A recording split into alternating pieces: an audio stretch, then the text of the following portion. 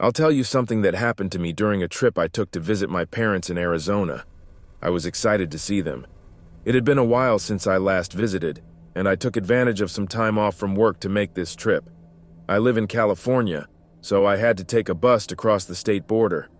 I left home in the early afternoon and arrived at the bus terminal in Los Angeles around 6 p.m.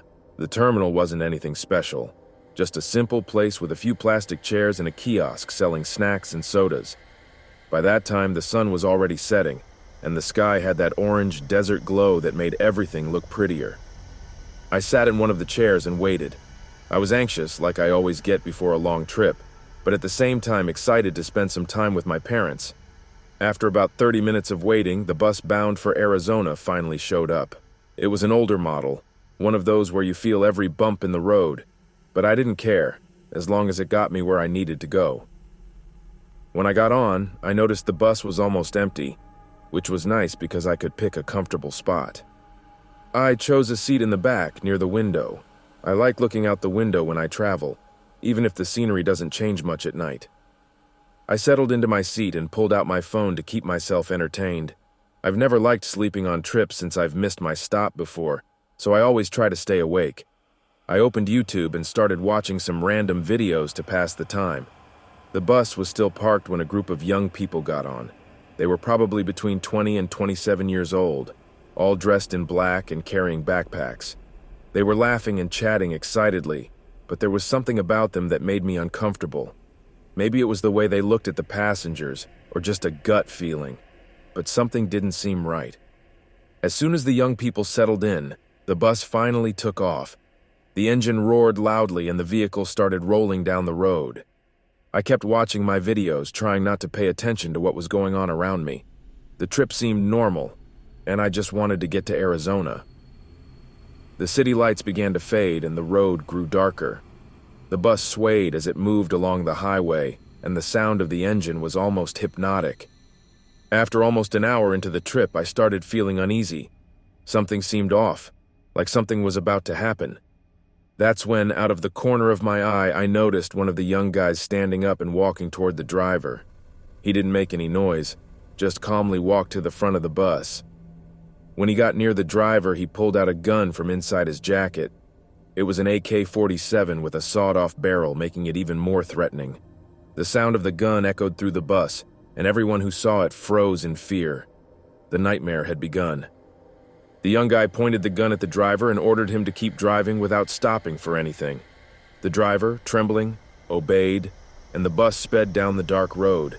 The other young people also stood up and started walking down the aisle. The carefree attitude they had when they got on was gone. Now they were serious, grim, as if they had been waiting for this moment. I tried not to look directly at them, but it was impossible not to notice the tension. One of the guys passed by me and looked at me for a few seconds, as if assessing whether I was a threat. I stayed still, trying not to make any sudden movements. After a moment, he moved on, heading to the back of the bus.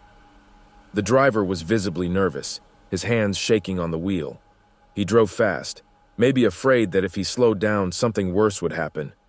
The young people kept walking through the bus, searching passengers' bags and belongings. They were looking for money, jewelry, anything of value. No one resisted. Everyone handed over what they had, hoping it would end soon. I held my phone, thinking about calling the police, but fear paralyzed me. The armed guy kept glancing back, watching all of us. I knew that if he saw me with the phone, things could get worse. Time seemed to stop. Every minute felt like torture. Suddenly, the armed guy ordered the driver to leave the main road and take a detour onto a dirt road. The driver obeyed without question, and the bus started bouncing as it drove along the rough path. The dirt road was dark with no streetlights, and the only sound was the wheels crunching on the gravel. My fear was at its peak. There was nothing I could do. The bus was in their hands, and we, the passengers, were completely at their mercy. After a while, the bus stopped in a deserted area in the middle of nowhere. The armed guy told the driver to turn off the engine and get out of the bus. He obeyed, and the silence that followed was agonizing. The other young people started to leave as well, taking everything they had stolen. I didn't move, waiting for the worst. The armed guy looked at us one last time as if warning us not to try anything. Then he got out, closing the door behind him. The driver came back to the bus minutes later, sweating. He started the engine and began driving back to the main road without saying a word. Everyone was in shock. The trip continued in silence, and fear still consumed me. I knew that experience would stay with me forever.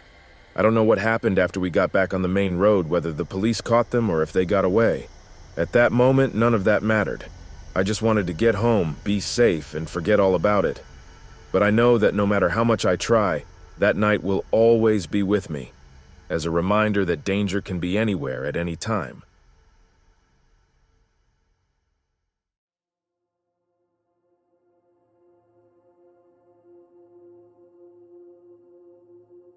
I lived in Portland, Oregon, and at the time I was 38 years old. I worked as a sales representative, which meant I had to travel all over the state, always by car. But that particular week, my car decided to break down, and I had to take a bus to get back home. The deal I had closed was in a small town, about 5 hours from Portland. I was exhausted, and all I wanted was to get home and sleep for about 10 hours. I arrived at the bus station around 10 at night. And to be honest, that bus station always gave me a strange feeling. It was the kind of station that seemed frozen in time, with few staff, dim lights, and almost no one around. While I was waiting for the bus, I noticed a strange guy standing in the corner, wearing a hat and a long coat. He was watching people in a way that made me uncomfortable, but I tried to ignore it. I figured it was just my exhaustion making me suspicious of everything. When the bus finally arrived, I was one of the first to get on. The vehicle was almost empty, which was great because no one wants to travel at night with a bunch of noisy people. I grabbed a window seat somewhere in the middle of the bus and tried to relax. Shortly after me, the guy in the hat got on and went straight to the back. I didn't think much of it at the time. I just opened my book and tried to distract myself. The trip started off normal, the bus gliding through the streets of Portland until it hit the highway. The landscape quickly turned into that monotonous scene. A dark road, few lights, and thick forests on both sides. I was almost falling asleep when the bus made a stop to pick up more passengers. A group of loud teenagers got on, but soon quieted down, and the silence returned. I thought I was finally going to get some rest. But then the whispers started. It was a low sound coming from the back of the bus, a murmur that I couldn't make out, but it was disturbing. I tried to ignore it, but the more I paid attention, the more it seemed like the sound was spreading. I looked back, expecting to see the teenagers messing around, but they were all quiet, some even sleeping. The guy in the hat was sitting in the same spot as before, with his eyes closed. I turned back to my seat, confused, and with that bad feeling in my chest. The trip continued, and the whispers didn't stop. They seemed to be everywhere, and I started to feel more and more nervous. I looked at the other passengers and noticed that some were also uneasy, looking around with frightened expressions. The dark road and the silence, broken only by that strange sound, just made the situation worse. When the bus made another stop, the driver got out to stretch his legs and smoke a cigarette. I decided to get out too to try and get some fresh air.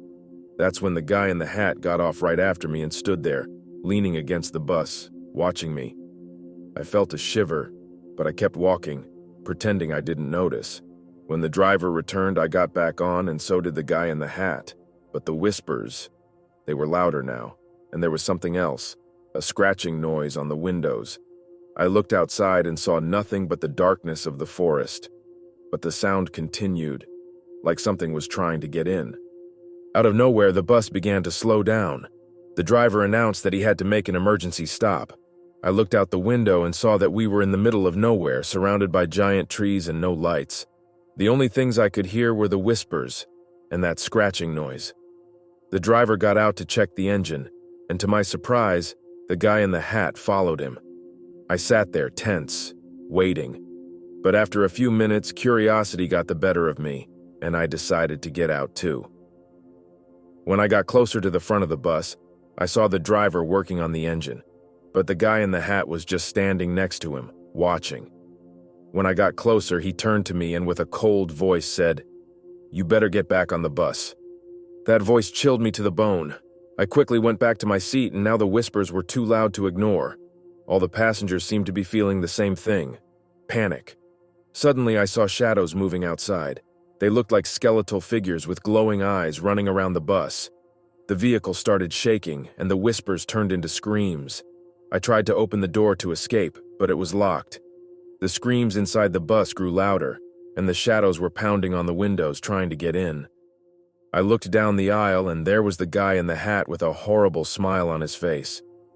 He looked at me and said, with that cold voice, "You shouldn't have gotten off." At that moment, I knew I had to get out of there. I ran to the back of the bus where one of the windows was slightly open. I struggled to open it wider, and when I finally did, I squeezed through. As soon as I hit the ground, I ran without looking back. I could hear the screams and the sound of shadows chasing me, but I didn't stop. I ran until I reached a road, and that's when I saw a car coming. I waved desperately, and the driver stopped. I got in the car, trembling and out of breath. I tried to explain what had happened, but he looked at me like I was crazy. Even so, he gave me a ride to the nearest town. When I finally got home, I told my wife, but she thought it was just exhaustion playing tricks on me. Still, I know what I saw. I haven't been able to take a bus since then. To this day, I avoid night trips and prefer to drive even if the car is in bad shape. That guy in the hat, the shadows, the screams, all of it still haunts me.